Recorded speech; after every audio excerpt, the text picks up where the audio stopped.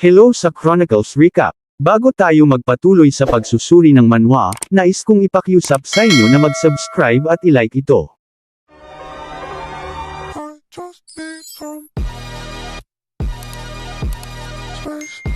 Bago magsimula ang pagtitipon, ang mga maharlika sa pamilyang Barko ay may mga usap-usapan sa susunod na pangyayari.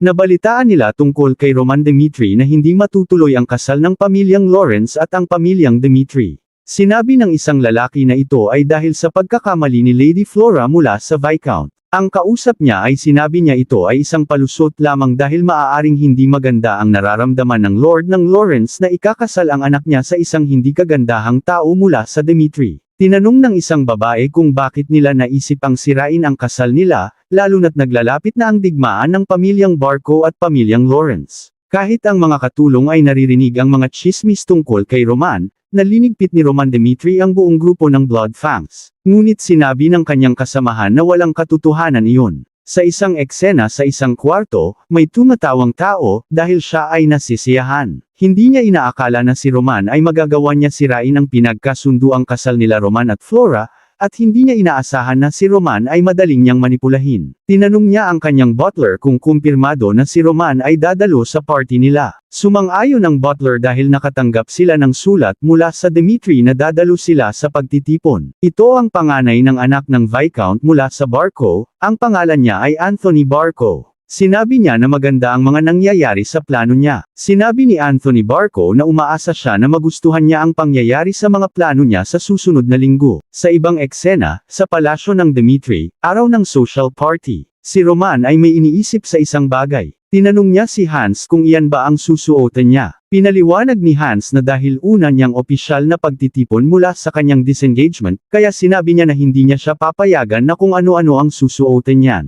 Kaya pinaliwanag ni Hans ng buong detalyado sa young master niya kung ano ang susuotan niya. Pero biglang nalungkot si Hans dahil sa palagay niya na ang young master niya ay hindi niya susuotin ang napakagandang damit na hinanda niya. Kaya nagpakaawa na lang si Hans kay Roman, sinabi niya na ibinuhos pa naman niya ang buong pagkatao niya sa bagay na iyon, para lang maghanda lang para sa kanya. Dahil doon si Roman ay naapektuhan sa ginawa ni Hans. Sumang-ayon na lang si Roman sa susuotan niya, dahil doon natuwa si Hans. Sa labas ng palasyo may naghihintay ng isang knight sa labas. Ito ay si Chris, may hinihintay si Chris na kasamahan niya, dahil huli na siya. Sinabi ni Chris na baka ang young master niya ang mauna sa kanya kaysa sa kasamahan niya. Dumating na ang taong kasamahan ni Chris, humihingi siya ng pasensya dahil nahuli siya. Ito na ang itsura ni Kevin. Humihingi si Kevin ng pasensya dahil nahuli siya sa oras, dahil hindi pa siya tapos maglagay ng armor sa katawan. Tinanong ni Chris kay Kevin kung bakit ganyan ang ayos niya. Pinaliwanag ni Kevin kay Chris dahil wala siyang makitang kasyang helmet na para sa kanya. Biglang naisip ni Chris tungkol sa sparring nila ni Kevin. Sinabi ni Chris na kahit na tinulungan siya ni Roman, hindi niya inaakala na muntik na siya matalo kay Kevin. Naiirita pa rin si Chris dahil sa malaking helmet na suot ni Kevin. Dahil doon sinabi niya kay Kevin na kailangan niya makinig sa sasabihin niya. Sinabi niya na parehas silang magiging escort ng young master niya at magiging mukha ng pamilyang Dmitri. Sinabi niya na hindi iyon labis na pahayag na sinasabi ay ang reputasyon ng young master ay nakasalalay sa mga ginagawa nila, at ang desisyon na pagiging mapusok ay pinagbabawal. Sinabi niya kay Kevin na kailangan niya mag-ingat sa mga sasabihin niya. Dahil doon sumang-ayon si Kevin kay Chris na tatandaan niya iyon. Biglang tinawag niya si Chris na isang Sir Knight. Dahil doon si Chris ay nabigla sa narinig niya. Naging masaya si Chris sa narinig niya dahil kay Kevin. Sinabi niya kay Kevin na sabihan niya lang siya kung may hindi siya naiintindihan tungkol doon.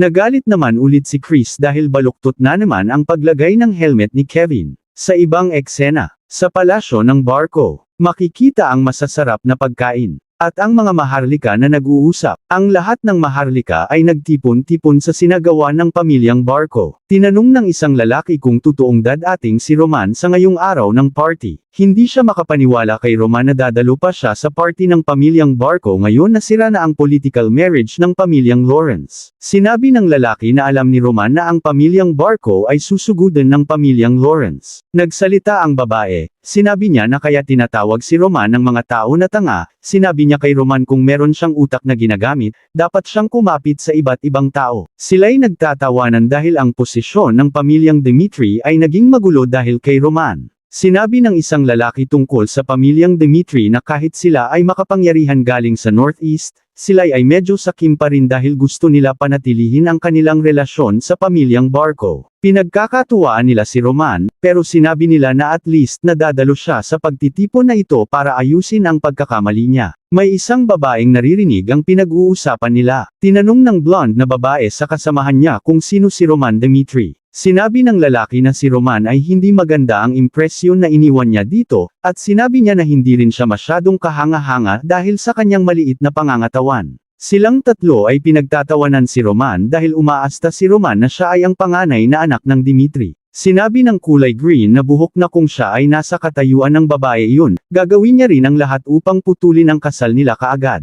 Sa isang sandali inalerto sila ng isang butler. Sinabi niya na dahil dumating na ang panganay ng pamilyang Dimitri, si Roman Dimitri ay papasok na sa loob ng palasyo. Ang unang tapak pa lang ni Roman sa loob, makikita ang magandang itsura ni Roman Dimitri kaysa noon. Si Roman ay patuloy na naglalakad sa loob ng palasyo, ang mga tao ay nagugulat sa nakikita nila. Tinatanong nila kung si Roman Dimitri ang nakikita nila, dahil iba na ang nakikita nilang Roman ngayon. Sinabi nila na hinding posibleng mangyari iyon dahil mas maliit pa si Roman kaysa sa kanila. Dahil doon napatulala ang nakablonde na babae dahil nakita niya si Roman, at siya ay lumapit kay Roman Dimitri. Nagpakilala ang nakablonde kay Roman, sinabi niya ang pangalan niya ay Sofia na nanggaling sa pamilyang Grisel. Inaakala ni Sofia ang pamilya niya ay hindi kilala ni Roman, kaya sinabi niya ang pangalan ng tatay niya si Baron Grisel na inaalay sa kaharian ng Cairo. Sinabi ni Roman kay Sofia na may alam siya sa pamilyang Grisel. Dahil sa sinabi ni Roman kay Sofia, si Sofia ay natutuwa dahil may nakakakilala sa kanilang pamilya. Sinabi niya kay Sofia na paano niya hindi makakalimutan ang isang pamilya na may kasaysayan na nagmula pa sa mga maraming siglo. Sa isang flashback, binigay ni Hans ang hinihingi ni Roman na impormasyon ng lahat ng bahagi na matatagpuan sa Northeast na pamilya. Tinatanong ni Hans sa young master niya kung bakit biglaan siyang hinihingi ang mga impormasyon sa kanila. Sinabi ni Roman kay Hans na dahil siya ang kumakatawan sa kanilang pamilya, na dapat man lang na siya ay mayroong kahit na kaunting nalalaman sa kanila. At sinabi niya na dapat niyang matindaan kung saan galing ang mga bawat tao na makakasalamuhan niya, pati na rin malaman ang kanilang nagawang mga legacies. Sinabi ni Roman na kailangan niya tumbasan ang pagsisikap niya upang makakuha siya ng maraming pabor sa ibang tao. Tumutugma ito lalo na sa kanya, dahil tinatawag siya ng mga tao na tanga ng Dimitri. Tinanong ni Roman kay Sofia na hindi ba ang pamilya nila ay matagal nang naninirahan sa Northeast. Pinuri ni Roman ang pamilyang Grisel dahil ang kahoy mula sa Grisel ay kilala sa mataas na kalidad sa kaharian ng Cairo. At narinig ni Roman ang kapatid ni Sofia ay nagtagumpay na maramdaman ang mana niya. Sinabi niya na taos puso siyang nabinabati ang kapatid ni Sofia sa mga accomplishment na nagawa ng kapatid niya. Sa ibang eksena, nakikitang nagkakasiyahan sina Sofia at Roman. Dahil doon, binati si Roman ng isang lalaki, nagpakilala siya na siya si Magna nang galing sa pamilyang Volt. Sinabi ni Roman kay Magna na hindi niya inaasahan na makikita niya ang panganay na anak ng Volt sa party na ito. Sinabi ni Roman na nabalitaan niya ang kahangahangang tagumpay ni Viscount Volt sa nakaraang labanan. Natuwa din si Magna dahil sa kilala ang kanilang pamilya. Kinausap naman siya ng nakapink na buhok. Sinabi ng nakapink na malaki ang pinagbago ni Roman. Sinabi ni Roman na kumpara kay Lady Ares, siya ay napakaganda. Tinatanong ni Roman sa kausap niya ang kalagayan ng ina niya dahil nabalitaan niya na may sakit siya kamakailan. Sinabi ni Roman na ang pamilyang Dimitri ay nakatanggap ng maraming benepisyo mula sa kasunduan ng pamilya ng mga bayani 10 taon na ang nakalipas. Nagpapasalamat din siya sa kabutihan ng loob na ipinakita nila sa kanila. Dahil doon, lahat ng mga maharlika ay lumapit kay Roman sa ginawa niya. Nagsalita ang isang lalaki, sinabi niya kay Roman na palagi nilang iniisip na mahirap lapitan si Roman, para kausapin siya dahil laging siyang lasing. Kaya pinayuhan niya siya na kailangan niyang pigilan ang sarili niya na uminom ng maraming alak. Sinabi ni Roman na susubukan niyang pigilan ang sarili niyang uminom ng maraming alak sa ngayon. Biglang may lumapit na matandang butler kay Roman, sinabi ng butler na hinahanap siya ng young master niya. Dahil ang young master ng butler ay iniimbita si Roman sa kabilang kwarto upang mag-usap sila, dahil doon si Roman ay naging seryoso. Sa labas ng palasyo ng Barco, makikita ang mga knight na kasama ng iba't ibang escort ng mga maharlika. Makikita ang mga ibang pamilya na puno ng mga kasamang kawal na knights. Tinanong ni Kevin kay Chris kung ano ang mga nangyayari sa loob ng pagtitipon. Sinabi ni Chris na wala silang pagkakataon na makapunta sa pagtitipon ng Maharlika, kaya sinabi niya kay Kevin na huwag na siyang magbalak pa, at naiinis si Chris dahil ang helmet ulit ni Kevin ay nakabaloktot ang ayos. May dalawang knights na nakatingin sa kanila, narinig nila na sila'y escort ng pamilyang Dimitri. Pinipilit ni Chris sabihin kay Kevin na tanggalin na niya ang helmet niya, pero si Kevin ay parang ayaw niyang tanggalin. Dahil doon linipitan sila ng knight ng pamilyang Barco. Sinabi ng mga knights kina Chris na narinig nila ang chismis na si Roman Dimitri ay ang iniwang panganay ng pamilyang Dimitri. Hindi makapaniwala ang isang knight na isang bag ito ang mag-e-escort sa pamilyang Dimitri na hindi marunong humawak ng espada. Sinabi ni Chris kay Kevin na huwag na lang sila pansinin. Sinabi ng knight sa kanila na wala silang maasahan sa kanila dahil ito lang ang kakayahan ng pamilyang Dimitri. Dahil doon, nainis si Kevin sa sinabi nila. Isang flashback, makikita si Roman na dumalo dati sa pagtitipon sa pamilyang Barco. Tinitignan ni Roman ang mga babae na nag-uusap. Nakita ni Roman si Lady Flora, nabighani si Roman sa kagandahan ni Flora. Biglang linapitan siya ni Anthony Barco. Tinanong ni Anthony Barco si Roman kung sino ang tinitigan niya. Dahil tinitigan ni Roman ang malabulaklak na ganda ni Flora ng pamilyang Lawrence. Dahil doon, si Roman Dimitri ay nagkagusto kay Lady Flora. Pumasok na si Roman sa isang kwarto kung saan siya hinahanap ni Anthony Barco. Binati siya ni Anthony Barco dahil matagal na silang hindi nagkikita. Sa wakas, nakita na ni Roman ang itsura ni Anthony Barco sa malapitan.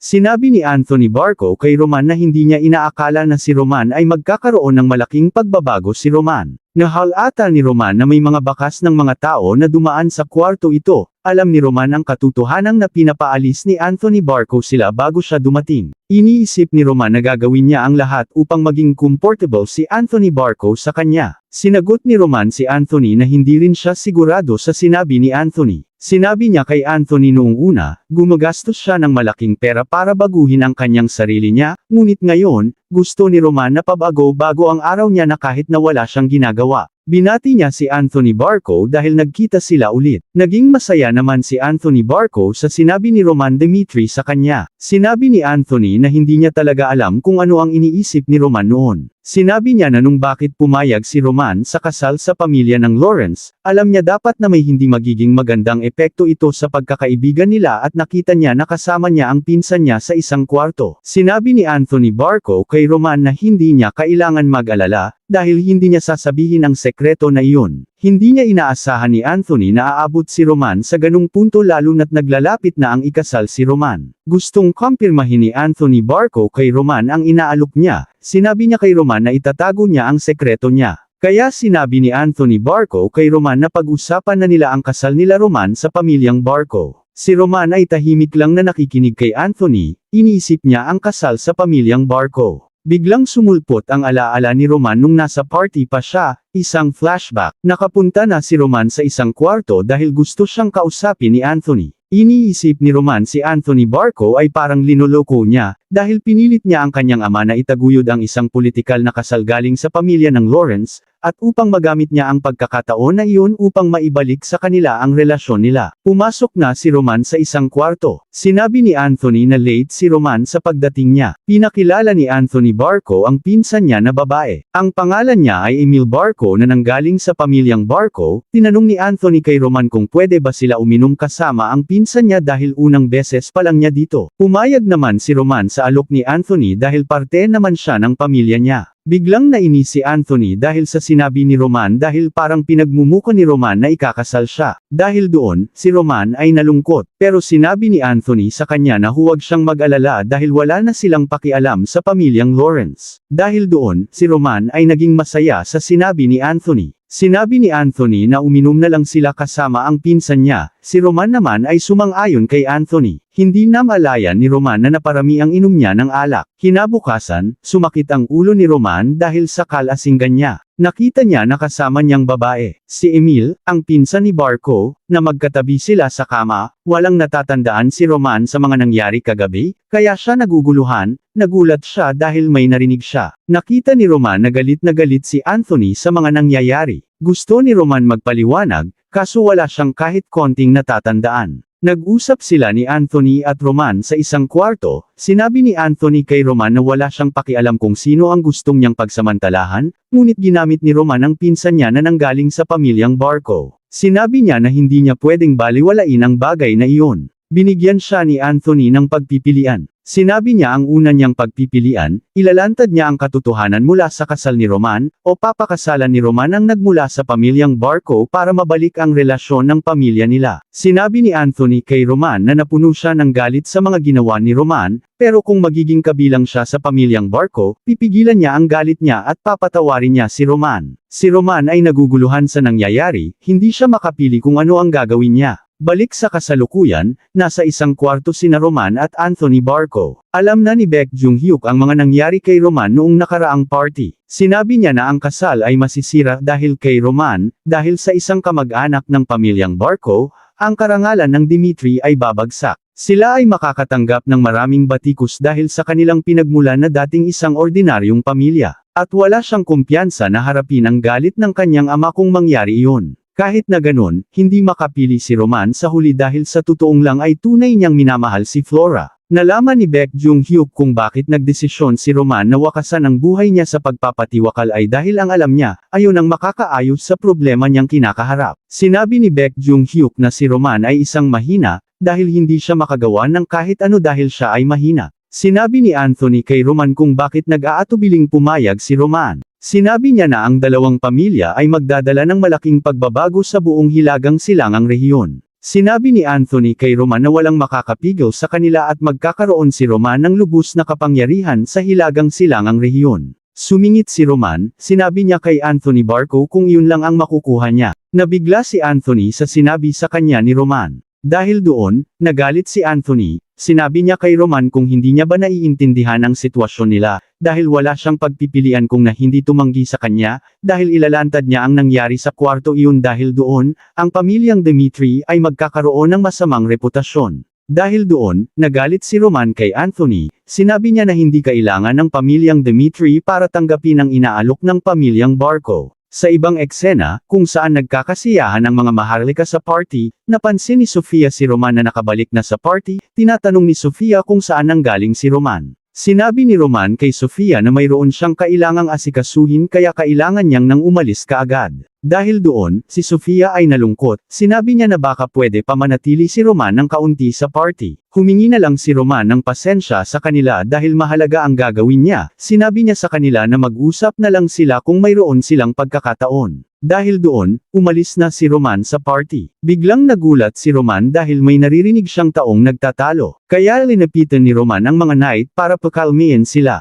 Kaso nagulat siya dahil ang helmet ni Kevin ay tumilapon, makikita ang nakabulagta na si Kevin dahil sa kagagawan ng knight ng pamilyang Barco. Sa kabilang eksena, sa labas ng palasyo ng pamilyang Barco, sinabi ng knight ng pamilyang Barco na wala silang maaasahan sa pamilyang Dimitri dahil iyon lang ang level na kaya nila. Sinabi ni Chris kay Kevin na huwag na lang pansinin ang mga sinasabi nila, sumang-ayon naman si Kevin dito. Dahil doon, nagkaroon ng pagkakataon ng knight ng Barco na pagtripan ng mga knight ng Dimitri. Tinatanong ng isang knight kung bakit nagsama ng bag ito ang pamilyang Dimitri para maging escort. Napansin ang kulay green na buhok na hindi kasya ang helmet ni Kevin. Pinagtatawanan nila ang suot ni Kevin na malaking helmet sa ulo niya. Nagsalita si Chris sa mga knights ng Barco na kung nakatuon ba sila sa pagiging mayabang kaysa sa pagsasanay sa paggamit ng espada. Sumagot ang knight na kumpiyansa siya na mas magaling siyang gumamit ng espada kaysa kay Kevin kahit wala siyang ginagawang pagsasanay. Kaya sinabi ng isang knight ng Barco sa kanilang lord na kaya't dahil tinatawag siyang tanga dahil dito. Nagsalita si Kevin, sinabi niya sa knight na bawiin niya ang sinabi niya sa lord niya, dahil ang young master nila ay hindi karapat-dapat na tawagin tanga. Dahil doon nagalit si Kevin, sinabi niya sa knight ng Barco na bawiin niya ang sinasabi niya kanina. Dahil doon, sinapak siya ng knight ng Barco dahil sa sinabi niya sa kanya. Nasaktan si Kevin sa ginawa ng knight. Dahil doon, naging alerto si Chris, handa na siyang bumunot ng espada niya. Pero naisip ni Chris na ang pamilyang Dimitri ay kasalukuyang na mayroon hidwaan sa pamilyang Barco. Sinabi ni Chris na kung gagawa siya ng problema dito, hindi lang ang young master niya ang magkakaroon ng problema, dahil pati buong pamilya ay madadamay. Sinabi ni Kevin bilang knight ng kanyang lord na wala siyang hangarin na makipag-usap sa mga tulad niyang nagkukunwaring bilang knight. Dahil doon, nagalit ang knight kay Kevin dahil sa pride niya bilang knight, sasaktan niya sana si Kevin. Kaso may pumihil sa kanya. Nagulat siya, at sila Kevin at Chris ay nagulat din sa mga nangyari. Dahil ang pumihil sa knight ng barko ay walang iba kung hindi si Roman Dimitri. Tinitigan ni Roman ang knight ng barko ng seryoso. At ito kaagad sinampal niya bago pa magsalita ang knight ng barko. Nagulat sila dahil sinampal ni Roman ang knight ng barko at hindi nakareact ang barko sa sampal ni Roman. Magsasalita pa sana ng masama ang knight, biglang sinampal ni Roman ang knight kaagad. Babawi sana yung knight, biglang itong sinampal ulit ni Roman. Sinampal ito ng sinampal ni Roman hanggang maghina ito. Ang knight ay naguguluhan sa ginagawa sa kanya ni Roman. Nagsalita si Roman sa knight na gusto ni Roman na itaas ang mukha ng knight dahil sasampalin niya pa ito. Sa loob ng palasyo ng pamilyang Barco, naguguluhan si Anthony Barco sa mga nangyayari kanina sa pagkatapos ng pag-uusap nila ni Roman. Sinabi ni Anthony kay Roman na kailangan niyang panagutan ang isang babaeng kabilang sa pamilya niya. Ang gusto ni Anthony na pakasalan ni Roman ang isang direktang nanggaling sa pamilyang Barco, dahil si Roman ay gumawa ng isang hindi makakalimutan na pagkakamali. Nagsalita si Roman, sinabi niya kay Anthony na gawin niya kung ano ang gusto niya, dahil tinatawag naman siya ng tanga ng Dimitri, kaya wala rin magbabago kung magkaroon siya ng maraming chismis dahil trinitroto naman siyang parang basura. Kaya sinabi niya kay Anthony na magpakita siya ng tamang asal sa ginawa niya. Sinabi ni Roman na siya ang magpapasya kung tatapusin niya ang kasal kaagad, kung ano ang gusto niya. Sinabi niya na hindi niya yun ginagawa dahil sa pagbabante sa kanya ni Anthony. Ngunit dahil na rin sa ang pamilyang Dimitri ay tumalikod na sa pamilyang Lawrence, ang kagustuhan niya ay hiling ni Anthony na pakasalan ang isang kasapi ng pamilyang Barco. Dahil nakita ni Roman na pinapakita ni Anthony ang mga pangil niya sa kanya kung paano siya magre-react sa ginagawa niyang masama. Sinabi ni Roman kay Anthony na hindi niya tutulungan ang pamilyang Lawrence na makialam sa pamilya ng Barco. Sinabi niya kay Anthony na para makalimutan ni Roman ang personal na galit niya kay Anthony. Bago pumunta si Roman sa party ng pamilyang Barco, nang alap muna siya ng mga impormasyon sa kanila. Nalaman niya na may koneksyon sila sa central government at sila ay isang mainfluensyang pamilya kaya sinabi niya na hindi dapat nila ito baliwalain. Pero sinabi ni Roman sa pamilyang Barco ang kanilang kapangyarihan ay nagmumula lamang sa kanilang koneksyon. Kung ang kanilang tanging iniisip ay ang kayamanan at kapangyarihan, sa totoo lang, ang powerhouse talaga sa Hilagang Silangang rehiyon ay hindi ang pamilyang Barco, ito ang pamilyang Dimitri. Iniisip ni Roman kung ano ang gagawin ni Anthony dahil mukhang alam niya talaga kung sino ang mas malakas na pamilya. Tinanong ni Anthony kay Roman kung hindi ba sila makikialam tungkol sa pamilyang Lawrence, sumang-ayon naman si Roman dito. Dahil doon, natapos na ang pag-uusap nila Roman at Anthony. Naguguluhan si Anthony dahil si Roman ay malaki ang pinagbago, hindi lang ang itsura niya kundi pati na rin ang kanyang mga aksyon, ang lisik ng kanyang mga mata, at kung paano siya magsalita. Dahil nararamdaman niya ang pressure ng utos niya, si Anthony ay nababaliw na dahil ang kilalang niyang Roman na tanga ay hindi na niya kilala. Siya ay ibang tao na, kaya hindi niya alam kung ano ang gagawin niya. Tinawag siya ng kanyang butler, pero si Anthony ay ayaw magpaistorbo ngayon. Nagulat si Anthony dahil sinabi ng butler niya na may nangyayari kay Roman Dimitri at sa kanyang knight. Sa labas ng palasyo ng Barco, nakita ng mga maharlika at mga knights ang nangyayaring gulo sa paligid. Makikita ang isang knight na humihingi ng kapatawaran kay Roman at sinabi niya na hindi na niya ulit gagawin iyon. Dahil doon, sinabihan siya ni Kevin na ang ginawang parusa ni Roman ay sapat na. Sumang-ayon naman si Chris kay Kevin dahil dapat alam ni Roman na isipin nila ang relasyon sa pamilyang Barco kaya sinabi niya na tigilan na ang pagpapahirap sa knight. Sinabi ni Roman na siya lang ang magdedesisyon kung ititigil niya ang parusa sa kanya, kahit na mamatay siya, ayon lang ang kabayaran sa lahat ng sinabi at ginawa niya. Pumunta si Anthony Barco na galit na galit. Nagalit siya at tinanong niya si Roman kung ano ang ibig sabihin ng ginagawa niya. Sinabi ni Anthony kay Roman na kahit siya ang panganay ng Dimitri, hindi niya papahintulutan na gawin iyon. Sinabi niya na kung hindi siya hihingi ng kapatawaran ng walang pakundangan, sa ginawa niyang aksyon niya. Nagtataka si Roman kung bakit siya hihingi ng kapatawaran sa ginawa niya. Sinabi ni Roman na ang knight niya ay sinira ang kanyang reputasyon at sinaktan ng isa sa tauhan ng pamilyang Dimitri, Kaya tinanong niya si Anthony ng seryoso kung naniniwala siya na siya ang nagkamali. Nagsalita si Anthony, sinabi niya kay Roman dahil lumagpas pa din si Roman sa linya nila. Nanahimik na lang bigla si Anthony dahil sa sinabi ni Roman na ang personal na galit niya ay pwedeng masira ang relasyon ng kanilang pamilya. Natakot na lang bigla si Anthony dahil sinabi sa kanya ni Roman na kailangan ni Anthony mag-ingat sa gagawin niyang aksyon. Kaya lumapit si Roman kay Anthony at sinabi niya sa kanya na hindi siya matiyagang lalaki, kaya sinabi niya kay Anthony na magpasya na kaagad si Anthony kung anong gagawin niya. Biglang naalala ni Anthony ang sinabi sa kanya ni Roman na hindi siya makikialam tungkol sa pamilyang Lawrence. Dahil doon, naiinis si Anthony sa mga nangyayari. Nagdesisyon na si Anthony sa sinabi ni Roman na siya ay tama. Sinabi ni Anthony na tama si Roman na bigyan ang kanyang knight ng parusa sa ginawa niya. Kaya si Roman ay naging masaya at sinabi niya talagang nagkakasundo sila ni Anthony. Pumunta si Roman kung saan ang kawawang knight na mayabang. Sinabi ni Roman sa knight ng barko na pigilan niya ang nararamdaman niyang sakit sa gagawin niya sa ngipin niya. Isang banda natapos na ang pagpaparusa ni Roman sa mayabang na knight.